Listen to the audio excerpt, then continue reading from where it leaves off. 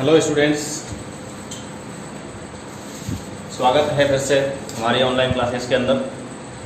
देखिए, जिस कोरोना महामारी से हम अब आज के दिन लड़ रहे हैं, घर बैठे हैं, सुरक्षित हैं, उम्मीद करता हूँ सभी अपने घरों पर सुरक्षित होंगे।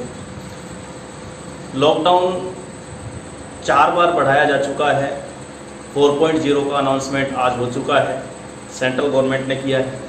ठीक है, हालांकि कुछ छूट दी गई है, लेकिन ये छूटें स्कूल, कॉलेज और शिक्षण संस्थानों के लिए बिल्कुल भी नहीं है। ठीक है, इसके लिए आप अपनी पढ़ाई का नुकसान बिल्कुल न करें। क्लासेस कंटिन्यू चल रही है, ऑनलाइन क्लासेस ले रहे हैं आप लोग, कंटिन्यू अपने नोट्स बना रहे हैं। ठीक है, और अच्छे से अच्छा अपने सिलेबस को कंप्लीट करने की कोशिश भी कर रहे हैं। ठीक है, जो बच्चे अभी भी पढ़ाई से दूर हैं, जिन बच्चों ने अभी तक ऑनलाइन क्लासेस ज्वाइन नहीं करी हैं, वो जल्दी करें, अदरवाइज़ आगे सिलेबस इतना बढ़ जाएगा कि हमको वो वापस कवर करना मुश्किल हो जाएगा। ठीक है, इसलिए आप सभी से ये विनती है, रिक्वेस्ट है कि अपने सिलेबस को, अपनी पढ़ाई को कंटिन्यू रखो। ठीक है, अभी अगर मान लीजिए ये कोरोना महामारी नहीं होती तो हमारी क्लासेस स्कूल के अंदर स्टार्ट हो चुकी होती और सिलेबस भी काफ़ी आगे बढ़ चुका होता। तो सेम उसी को ही मानते हुए ये मान के चलिए कि अपनी क्लासेज स्टार्ट हो चुकी हैं, स्कूल स्टार्ट हो चुकी हैं, इसलिए बिल्कुल भी लापरवाही न करें और कंटिन्यू अपनी पढ़ाई जारी रखें। ठीक है, तो आज अपने चैप्टर का नेक्स्ट टॉपिक है विलियन वाले चैप्टर का असामान्य अनुभाग। ठीक है, हमारा चैप्टर जो है वो मैक्सिमम टॉपिक जो है वो कंप्लीट कर चुका है, मतलब उस चैप्टर के मैक्सिमम टॉपिक कंप्लीट हो चुके हैं। ठीक है, तो अभी हमारा जो नेक्स्ट टॉपिक है, यानी जो बचे हुए टॉपिक हैं, वो 2 या 3 दिन में कंप्लीट हो जाएंगे, यानी चैप्टर कंप्लीट हो जाएगा। ठीक है, कोई भी प्रॉब्लम हो तो उसको पूछने में बिल्कुल भी झिझक नहीं करें। ये मान के चलिए आपके टीचर आपको क्लासरूम में पढ़ा रहे हैं और आप प्रॉब्लम पूछ रहे हैं, तो अपनी प्रॉब्लम्स एक पेपर पे लिखकर अपने व्हाट्सएप ग्रुप में भी सेंड कर सकते हो। ये ध्यान रखना, एक पेपर पे लिखकर और उसकी फ़ोटो खींचें और ग्रुप में डाल दें, उसका सॉल्यूशन हो जाएगा। ग्रुप में नहीं, किसी भी सब्जेक्ट टीचर के पास, जिस सब्जेक्ट की आप प्रॉब्लम पूछ रहे हो उस सब्जेक्ट टीचर के पर्सनल नंबर पर भी वो प्रॉब्लम भेज सकते हो और पूछ सकते हो, आपको तुरंत सॉल्यूशन मिलेगा। ठीक है, चलिए तो आज का हमारा टॉपिक स्टार्ट करते हैं कंटिन्यू।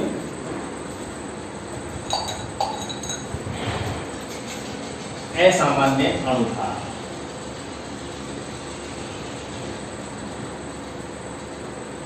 असामान्य आणविक द्रव्यमान।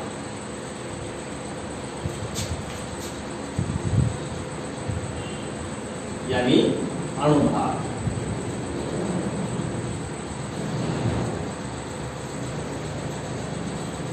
अब ये क्या है, देखिए, हमने अणुसंख्या गुणधर्म का टॉपिक अभी कंप्लीट किया है। ठीक है, अब अणुसंख्या गुणधर्म किसे कहते हैं जो हमने पढ़ा था, देखिए इधर, अणुसंख्या गुणधर्म।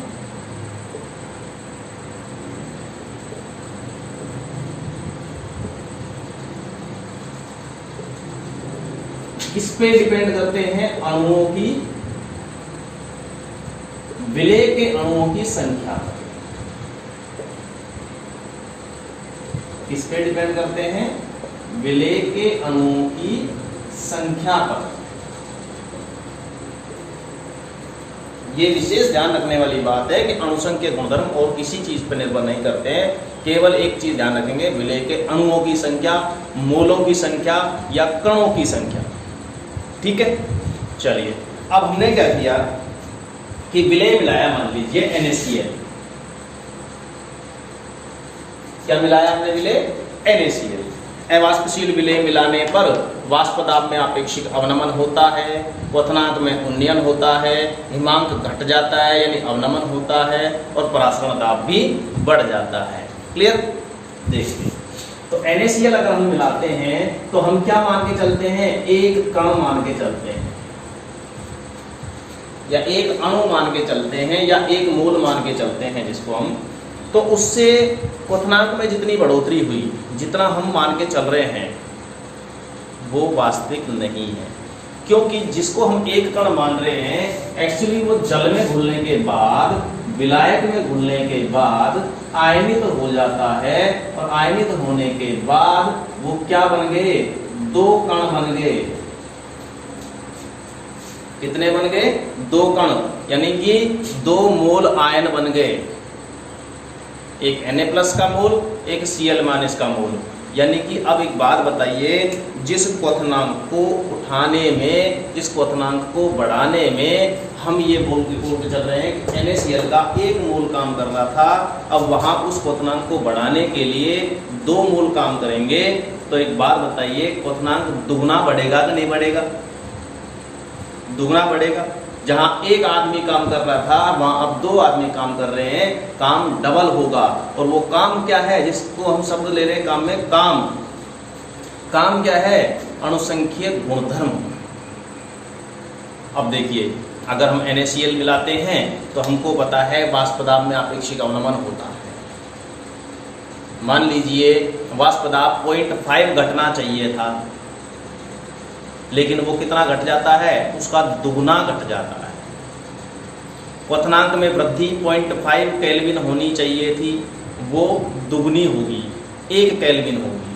हिमांक में कमी 0.5 केल्विन होनी चाहिए थी, वो 1 केल्विन होगी, अब दुगनी होगी। ठीक है, एक और एग्जांपल देखते हैं, जैसे CaCl2 कैल्शियम क्लोराइड। अब हम इसको क्या मान के चल रहे हैं, एक कण, जबकि यहां क्या हो रहा है, आयनन के बाद इसके कितने मोल बन रहे हैं, 3 कण। कितने कण बन रहे हैं, 3 कण।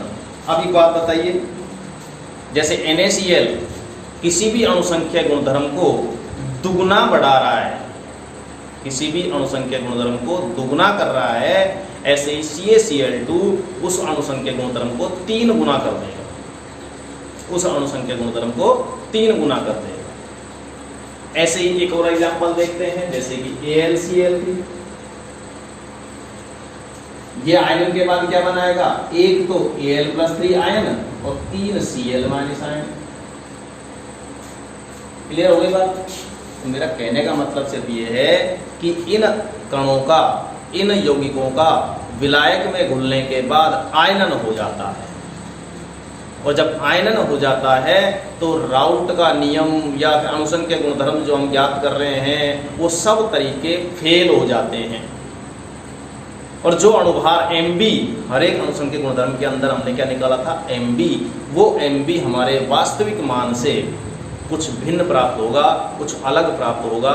वो कैसे होगा वो अभी देखते हैं। अच्छा, एक एग्जाम्पल और देखते हैं। ये जो लफड़ा हो रहा है, ये जो गड़बड़ हो रही है, ये कुछ इस तरह से भी होती है। जैसे मैंने लिया एसिटिक अम्ल, क्या लिया, एसिटिक अम्ल लिया। एसिटिक अम्ल को विलेय के रूप में लिया, अवाष्पशील विलेय है एसिटिक अम्ल मान लीजिए, उसको मैंने उसमें घोल दिया पानी में, और पानी में घोलने के बाद अब उसका Mb कैलकुलेट करने की कोशिश कर रहा हूँ, अणुभार। अब अणुभार हमको पता है इसका कितना होता है, अगर कैलकुलेट करें तो सैद्धांतिक तरीके से 60 होता है, 60। लेकिन जब हम Mb उससे निकाल के देखते हैं तो वो 120 निकल के आता है। ऐसा क्यों हुआ? क्योंकि जब ये जल में घुलता है तो देखिए एसिटिक अम्ल की स्ट्रक्चर कुछ इस तरह की होती है।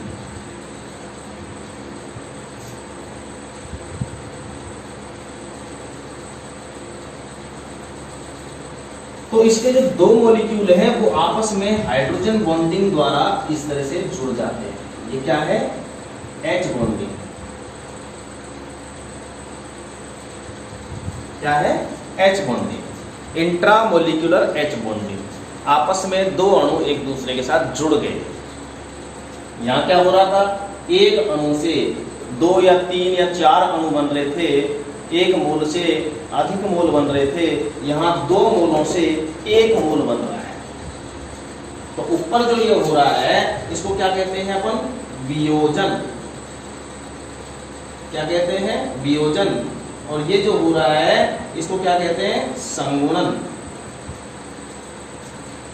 क्लियर हो गई बात? चलो अब देखते हैं हम। देखिए अब हमने अणुसंख्यक गुणधर्म से विलेय का अनुभार ज्ञात किया था, याद होगा आपको किस तरह से, तो ये समझ में आया। पहले तो इसको देख लो, दोबारा से बता देता हूं कि यदि NaCl, CaCl2 या AlCl3 जैसे कुछ ऐसे यौगिक लें जो जल में जाने पर या विलायक में जाने पर आयनित हो जाते हो, वे अणुसंख्यक गुणधर्म के मान को बढ़ा देते हैं। जैसे 2 मोल बन रहे हैं तो दुगना कर देंगे, 3 मोल बन रहे हैं तो तिगुना कर देंगे, और 4 मोल बन रहे हैं तो 4 गुना कर देंगे। इस प्रकार अणुसंख्यक गुणधर्म का मान डबल या ट्रिपल या 4 गुना हो जाता है। और यदि हम एसिटिक अम्ल या बेंजोइक अम्ल जैसे कुछ अम्ल लें या कुछ ऐसे यौगिक लें जो जल में घुलने पर या विलायक में घुलने पर संगुणित हो जाते हो, तो संगुणित होने पर क्या होगा, अणुसंख्यक गुणधर्मों का मान घट जाएगा, अणुसंख्यक गुणधर्मों का मान घट जाएगा। अब एक बार चारों अणुसंख्यक गुणधर्मों का हम फॉर्मूला लिख देते हैं। देखिए इधर लिख देते हैं। पहला है P0A minus PA upon P0A is equal to XB। दूसरा है, एक मिनट मैं इसको MB वाले फॉर्म में लिख देता हूं।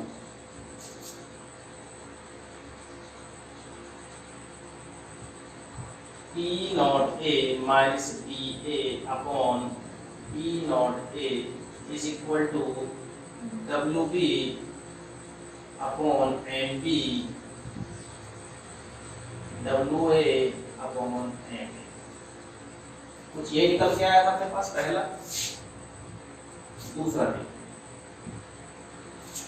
दूसरा है हमारे पास delta T is equal to KB into WB into 1000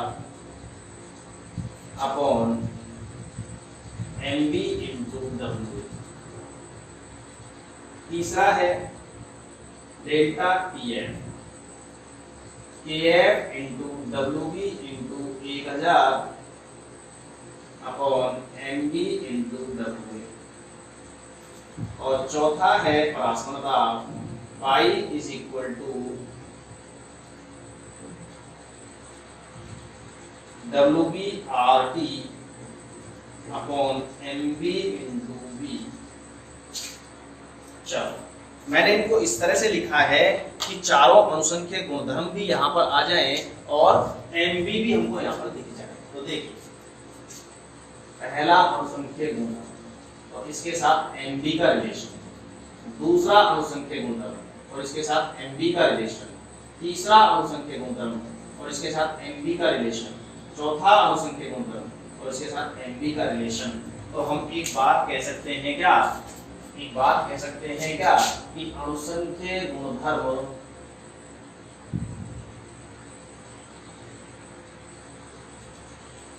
is proportional to 1/MB।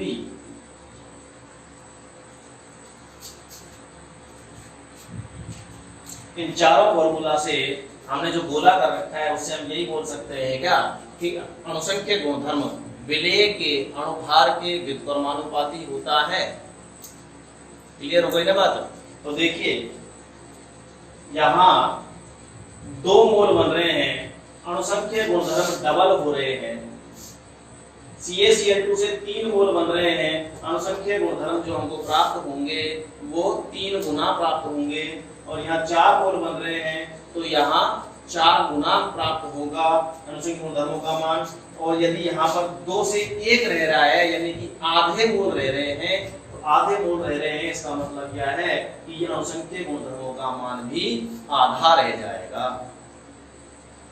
और अब हमने ये देखा है कि अणुसंख्यक गुणधर्म किसके, विलेय के अणुभार के व्युत्क्रमानुपाती हैं। तो ये बात हम आसानी से बता सकते हैं कि अणुसंख्यक गुणधर्म का मान डबल हो रहा है तो MB का मान आधा होगा। और अगर अणुसंख्यक गुणधर्म मान 3 गुना हो रहा है तो MB का मान 1/3 रह जाएगा, 1/3 रह जाएगा। 4 गुना हो रहा है तो 1/4 यानी चौथाई रह जाएगा। और यदि आधा रह रहा है तो अणुसंख्यक गुणधर्म डबल हो जाएगा। क्लियर हो गई बात?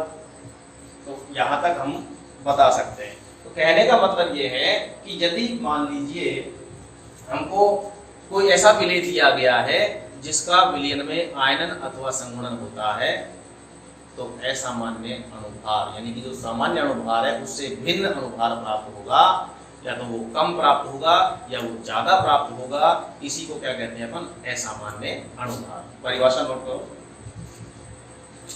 परिभाषा नोट करेंगे कि जब विलेय का विलयन में आयनन अथवा संगुणन होता हो, जब विलेय का विलयन में आयनन अथवा संगुणन होता हो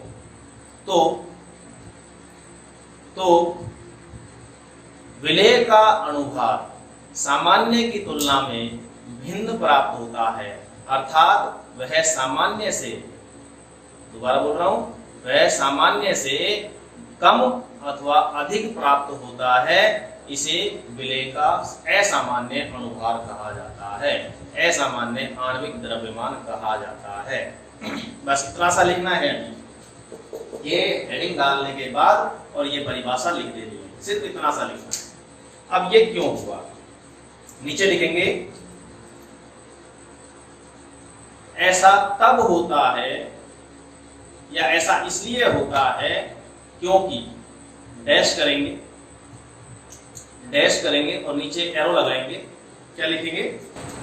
अणुसंख्यक गुणधर्म से विलेय का सामान्य अणुभार, विलेय का सामान्य अणुभार, देखिए एरो लगा के, अणुसंख्यक गुणधर्म से विलेय का सामान्य अणुभार तब प्राप्त होता है जब, तब प्राप्त होता है जब, और डैश करके नीचे लिखेंगे एरो, इसमें फर्स्ट पॉइंट लिखेंगे विलयन तनु हो, पहला पॉइंट विलयन तनु हो। दूसरा पॉइंट विलयन राउल्ट के नियम का पालन करता हो, दूसरा पॉइंट विलयन राउल्ट के नियम का पालन करता हो। तीसरा पॉइंट, तीसरा पॉइंट क्या है? जब विलयन का, विलेय का विलयन में, जब विलेय का विलयन में संगुणन अथवा वियोजन नहीं हो, संगुणन अथवा वियोजन नहीं हो।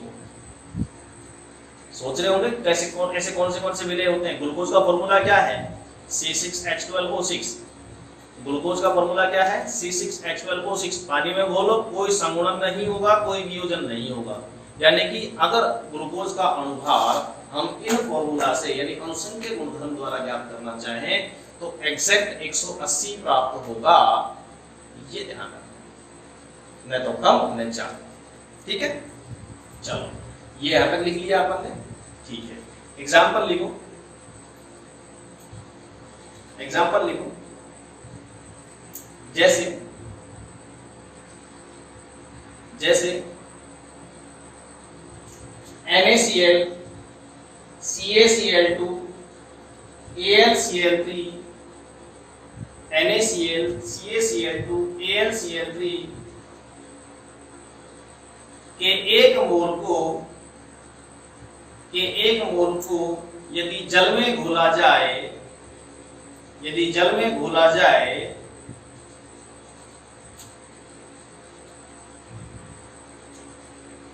तथा इनका आयनन 100% हो, 100% होना चाहिए, यानी कि हमने जितने भी कण डाले थे वो सबके सब आयनित हो गए, तथा इनका आयनन 100% हो तो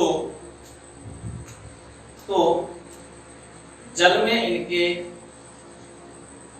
इनके क्रमशः 2 मोल, 3 मोल तथा 4 मोल प्राप्त होते हैं। जल में इनके क्रमशः 2 मोल, 3 मोल तथा 4 मोल आयन प्राप्त होते हैं। आयन प्राप्त होते हैं। देखिए नीचे और लगाओ। चूंकि हम जानते हैं कि अणुसंख्यीय गुणधर्म विलेय के अणुभार के व्युत्क्रमानुपाती होते हैं।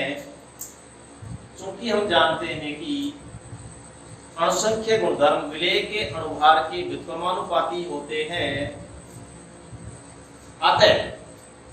अतः इस प्रकार के यौगिकों या उपरोक्त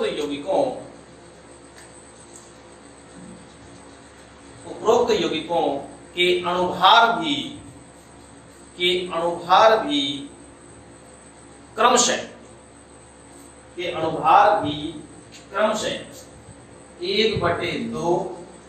1/3 व 1/4, 1/2, 1/3 व 1/4 गुना प्राप्त होते हैं।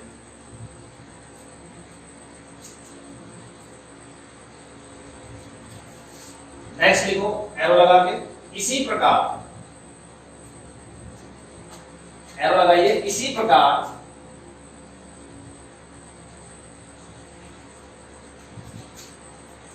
यदि एसिटिक अम्ल तथा बेंजोइक अम्ल एसिटिक अम्ल तथा बेंजोइक अम्ल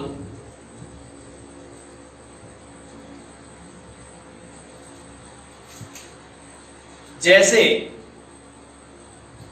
विलेय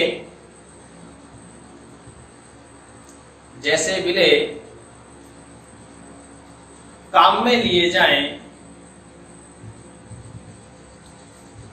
तो ये विलयन में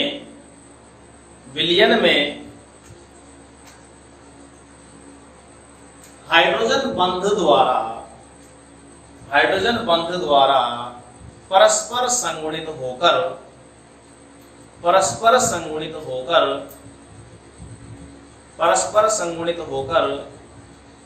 द्विलक बनाते हैं। द्विलक किसे कहते हैं? जो दो इकाइयों से मिलकर बनता है। एक लक, एक इकाई, द्विलक, दो इकाई, त्रिलक, तीन इकाई, बहुलक, बहुत सारी इकाइयों से मिलकर बनने वाला। क्लियर? तो द्विलक बनाते हैं। ठीक है, चलो अब इसको हम समीकरणों के रूप में इस तरह से लिख भी सकते हैं, लिखना चाहो तो ये लिख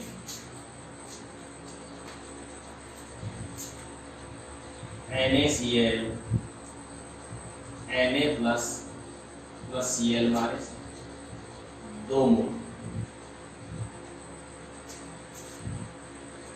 1 मोल CaCl2 Ca plus 2 plus 2 Cl minus, इनके नीचे में लिख देंगे 1 मोल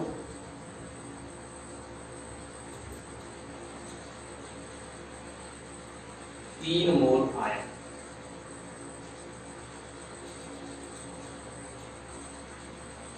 इसी तरह से अपन ने लिया था AlCl3 1 मोल Al प्लस 3 Cl माइनस यानी कि 4 मोल। ठीक है, और यदि हम बात करते हैं एसिटिक अम्ल की तो 2 मोल CH3COOH के लेंगे। इसको थोड़ा सा साफ सुथरा सा बनाना है। ठीक है, CH3COOH C=OH।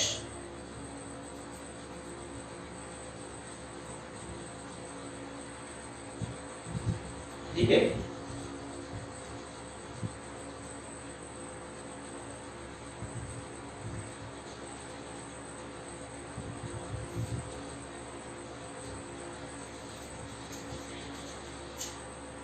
ये 1 मोल काउंट होगा, ये ध्यान रखना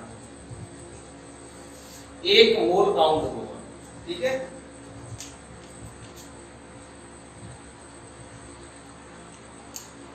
बना लिया। ये है 2 मोल। ठीक है, और यहां इस तरह से लिखना चाहो तो आयनन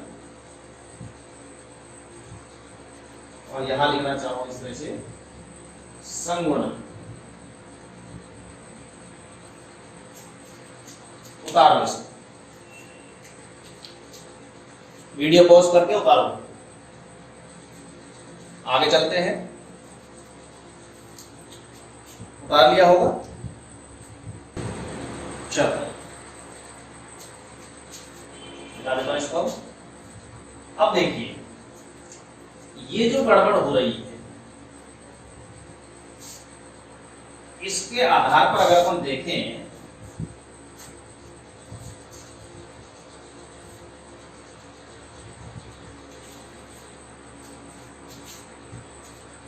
देखें इस तरह से कि NaCl जो है उसका अणुभार होता है 58.5। NaCl का अणुभार कितना होता है 58.5। हर जगह जहां भी हम काम में लेंगे हर जगह पर 58.5 ही काम में लेते हैं।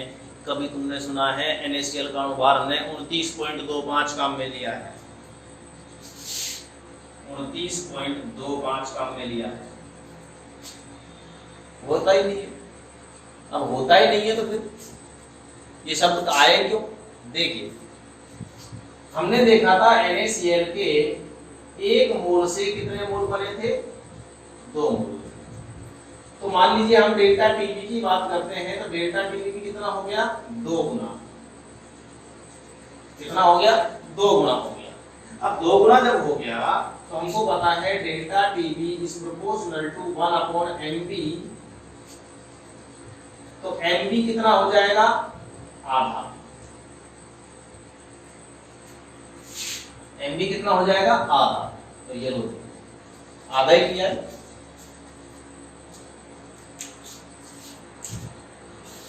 वो सब नियम से तो सब कुछ सही है, नियम से यही आना चाहिए, लेकिन 29.25 तो होता ही नहीं है। इस प्रॉब्लम को सोल्व करने के लिए, इस गलत को, इस गड़बड़ को हटाने के लिए वान टहाफ नाम के वैज्ञानिक ने एक गुणांक दिया था, वान टहाफ गुणांक। अगली हेडिंग डालेंगे वान टहाफ गुणांक।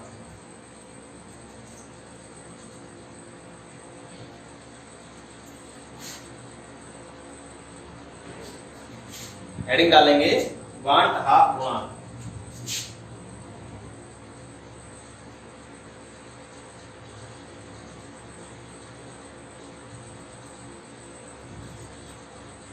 वान टहाफ गुणांक।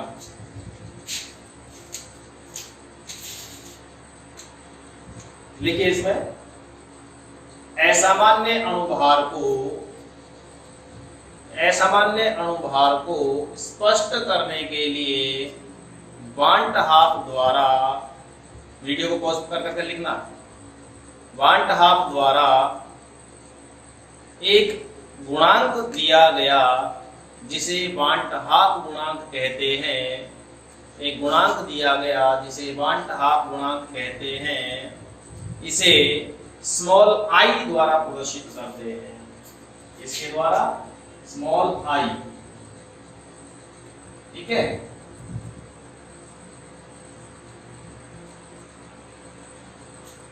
स्मॉल आई के द्वारा प्रदर्शित किया जाता। अब यह है क्या? देखिए देखिए देखिए I इज इक्वल टू संगुणन ऑब्लिक वियोजन के पश्चात कणों की संख्या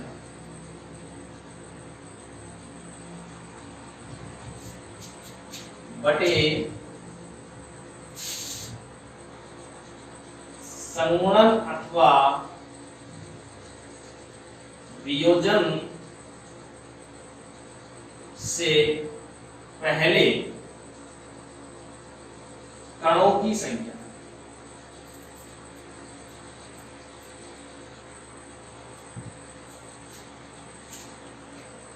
ठीक है, जैसे NaCl की बात करते हैं हम, जैसे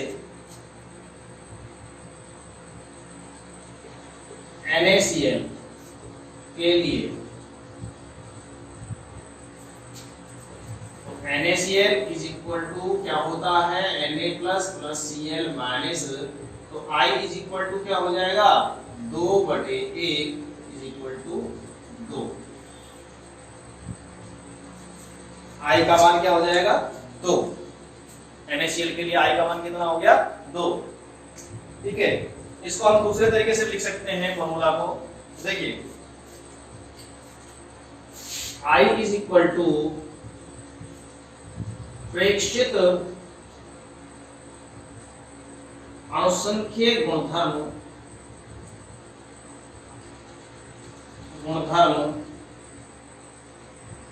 अपॉन सैद्धांतिक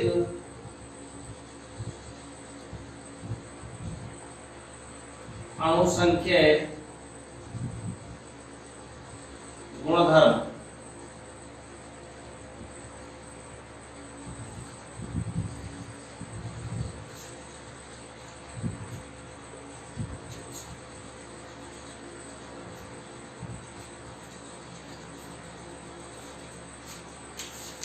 इसको हम इस तरह से लिख सकते हैं। देखिए किस तरह से, ये प्रेक्षित और सैद्धांतिक का मतलब समझो पहले तो। प्रेक्षित का मतलब होता है प्रायोगिक। प्रेक्षित का मतलब क्या है प्रायोगिक। हमने एक पात्र में कोई विलायक लिया, विलायक मान लीजिए जल लिया, जल का क्वथनांक है 100 डिग्री सेंटीग्रेड। जल का क्वथनांक कितना है 100 डिग्री सेंटीग्रेड यानी कि 373 केल्विन। ठीक है, अब उसमें थोड़ा सा हमने NaCl मिला दिया यानी विलेय मिला दिया। विलेय मिलाने के बाद क्या होता है उसका क्वथनांक बढ़ जाता है। अब वो 373 के बजाय कुछ ज्यादा ताप पर उबलेगा। अब 373 के बजाय मान लीजिए वो 374 पे उबलता है, 374 पे उबलता है, तो डेल्टा टीबी यानी क्वथनांक में वृद्धि कितनी हुई 1 डिग्री या 1 केल्विन की वृद्धि हुई। ठीक है, अब 1 केल्विन जो ताप बढ़ा है वो डेल्टा टीबी कहलाता है। तो नॉर्मल तरीके से तो क्या है 1 केल्विन, वो तो हो गया सैद्धांतिक। लेकिन हमने क्या किया, विलायक में क्या लिया, जल लिया विलायक के रूप में, उसमें NaCl मिलाया। NaCl मिलाने पर हमको पता है भाई 1 केल्विन बढ़ना चाहिए था, 1 केल्विन बढ़ना चाहिए था, लेकिन वो 1 केल्विन नहीं बढ़ा, वो 2 केल्विन बढ़ गया। कितना बढ़ गया 2 केल्विन। 2 केल्विन बढ़ गया। वो हमने कैसे देखा था, थर्मामीटर लगा के देखा था। हमने तापमापी लगाया था जो क्वथनांक मापने के लिए। भाई पहले तो देखा 373 केल्विन था, लेकिन नमक मिलाने के बाद वो 375 हो गया। 375 पे जाके वो पारा आएगा जब वो उबलने लगेगा। अब 2 केल्विन बढ़ गया, वो हमने प्रयोग द्वारा निकाला है। तो सैद्धांतिक का मतलब जो हम सूत्र लगा के निकालते हैं।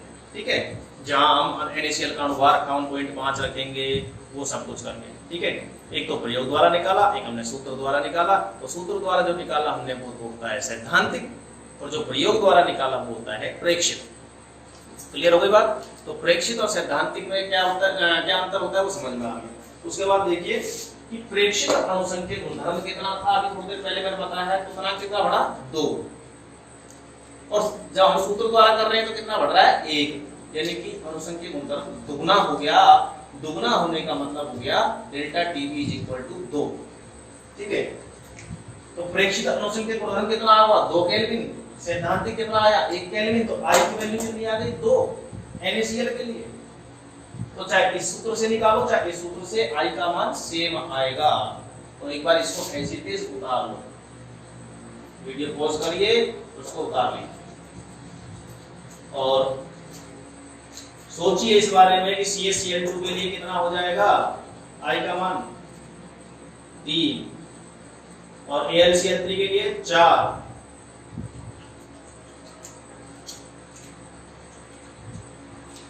उतार लो।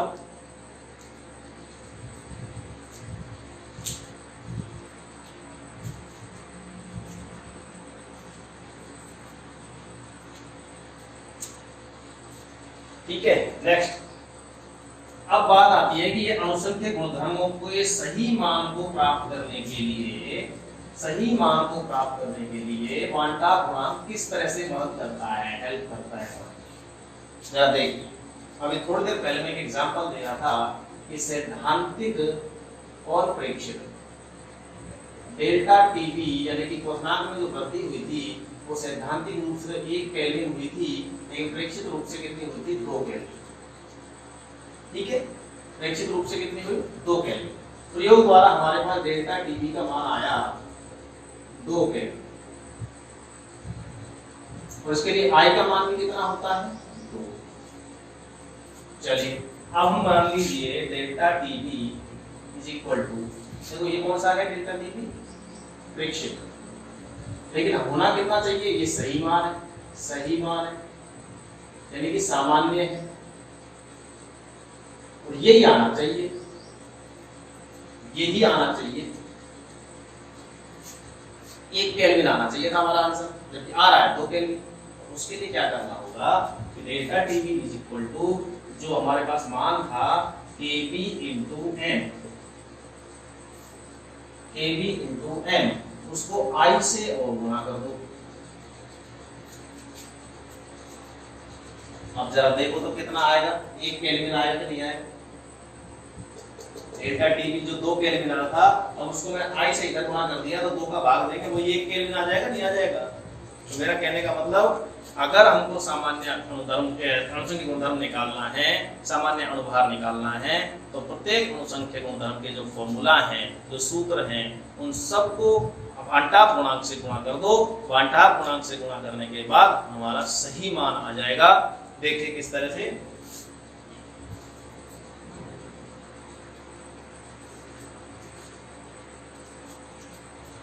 तो सारे फॉर्मूला हम लिख देते हैं एक बार। P not A minus P A upon P not A is equal to XB।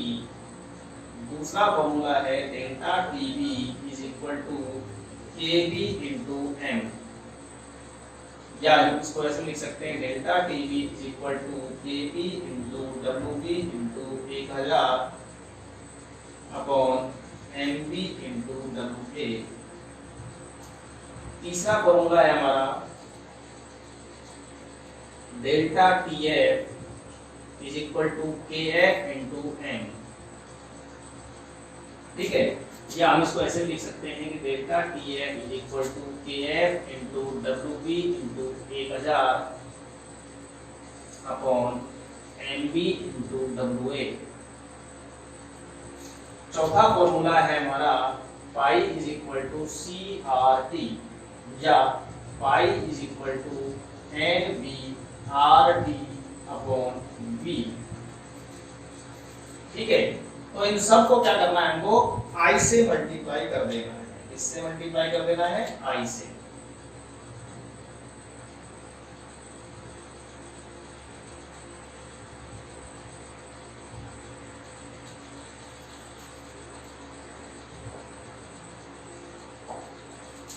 Clear हो गई बात। तो हम क्या लिखेंगे वांटाप गुणांक में, फॉर्मूला तक वहां तक उतार लिया था। अब लिखेंगे इसके बाद कि विलेय का विलयन में आयनन अथवा संगुणन यानी वियोजन अथवा संगुणन होने पर अणुसंख्यक गुणधर्मों के मान या अणुसंख्यक गुणधर्मों के सूत्र निम्नानुसार लिखे जाते हैं, निम्नानुसार लिखे जा सकते हैं। आयनन अथवा वियोजन होने के पश्चात अणुसंख्यक गुणधर्मों के सूत्र निम्नानुसार लिखे जा सकते हैं, और फिर ये सबके सब छाप दो।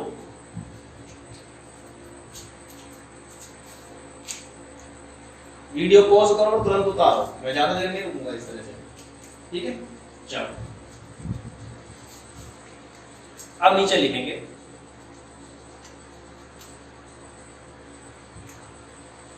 नीचे लिखिए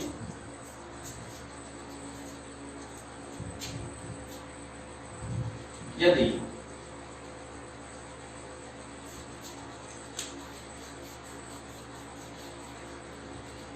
I इज इक्वल टू 1 प्राप्त हो रहा है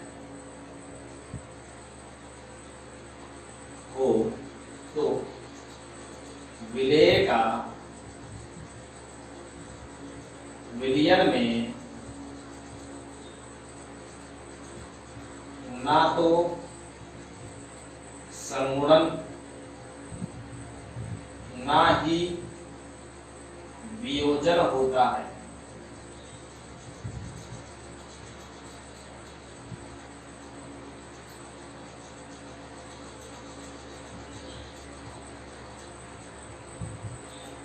I इज इक्वल टू मान लीजिए या I इज ग्रेटर देन 1 प्राप्त हो रहा है, यानी एक से ज्यादा प्राप्त हो रहा है। तो एक से ज्यादा कब प्राप्त होता है? जब विलेय का क्या होता है? वियोजन।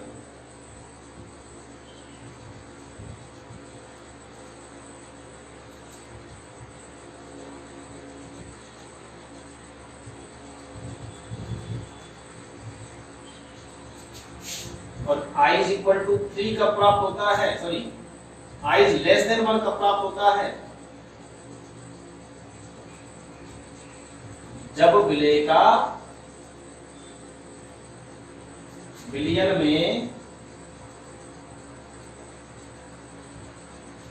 संगुणन होता है।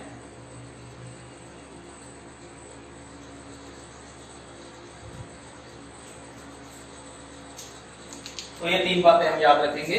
i का मान संगुणन के समय कितना प्राप्त होता है, वियोजन के समय कितना, और जब संगुणन या वियोजन नहीं हो रहा है तो कितना। ठीक है, तो ध्यान रखें, प्रेक्षित और सैद्धांतिक मान यदि समान हो तो प्रेक्षित अनुभार बटे को क्या बोलते हैं, प्रेक्षित अनुसंख्य गुणधर्म बटे सैद्धांतिक अनुसंख्य गुणधर्म करेंगे तो 1 मान प्राप्त होगा। ठीक है, यानी संगुणन अथवा वियोजन नहीं हो रहा है। यानी संगुणन या वियोजन के बाद भी उतने ही कण हो और पहले भी उतने ही कण हो तो समान प्राप्त होगा, यानी कि i इज इक्वल टू 1। पा लिया? चलिए,